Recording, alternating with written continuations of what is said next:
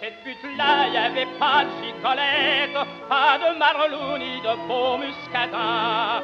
Ah, c'était loin du moulin de la galette et de Paname qu'est le roi des patelins. Ce qu'elle en a bu du beau sang, cette terre, sans d'ouvriers, sans de paysans, car les bandits qui sont cause des guerres n'en meurent jamais, on ne tue que les innocents. Il est clair que la radio est enfin populaire. Mais la crise de 29 viendra bouleverser ces années folles. Tout à coup, le climat de paix et d'optimisme va disparaître. L'économie à nouveau fragile va laisser moins de place au développement des divertissements. Et la politique tendue et compliquée ne peut tolérer des zones d'expression libre. Ainsi, les années 30 commencent avec 25 stations de radiodiffusion en France. À peine plus de privés que de publics. Mais aucune nouvelle radio privée n'est autorisée.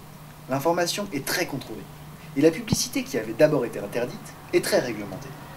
Pour renforcer sa suprématie, l'État va même racheter Radiola, maintenant Radio Paris, qui était devenue la plus puissante des radios. Elles sont trop folles. Ah bon, on dirait que ça vous fait plaisir de le répéter. Ah oui, mais si vous ne m'interrompiez pas, putain, rien. Elles sont trop folles. Ah bon, la saurait son opinion sur les jeunes filles de Sorel. Ah, je vous en prie, hein.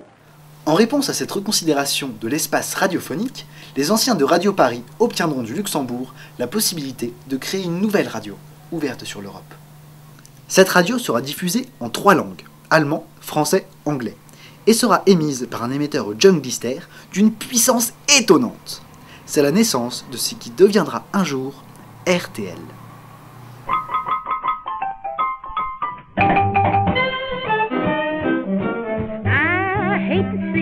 Evening sun go down.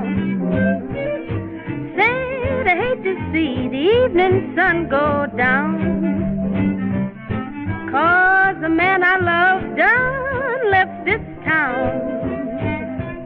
Mais l'État ne s'arrêtera pas là, et le 31 mai 1933, il mettra en place une redevance radiophonique, taxant systématiquement l'utilisation de matériel radiophonique.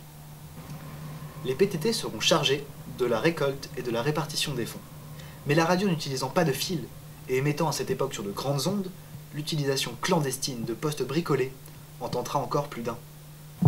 Le rôle culturel de la radio saura aussi être utilisé par l'État, comme l'Orchestre national nouvellement créé en 1934 par Jean Missler, ministre des PTT, et qui choisira les hymnes montrant le soutien envers la coalition.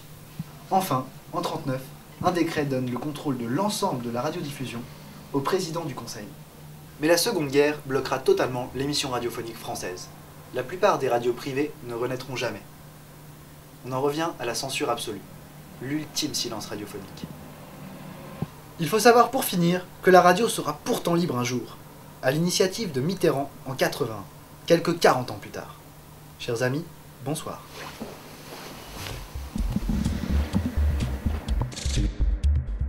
Ici Radio Andorre, rock des Anneliettes, principauté d'Andorre. Notre émission est terminée. Nous vous remercions pour l'attention avec laquelle vous avez suivi notre programme. Et vous souhaitant un bon après-midi, nous vous prions de reprendre l'écoute ce soir à 19h sur les longueurs d'onde suivantes. Onde moyenne 366 mètres 70, 818 kilocycles. Onde courte 50 mètres 16, 5980 kilocycles. À tout à l'heure. Aquí Radio Andorra, Rock de los Anneliettes, Principado de Andorra. Hemos terminado nuestra emisión.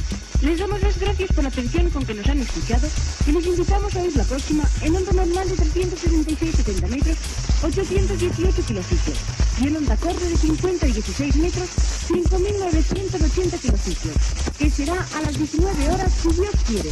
¡Viva Andorra!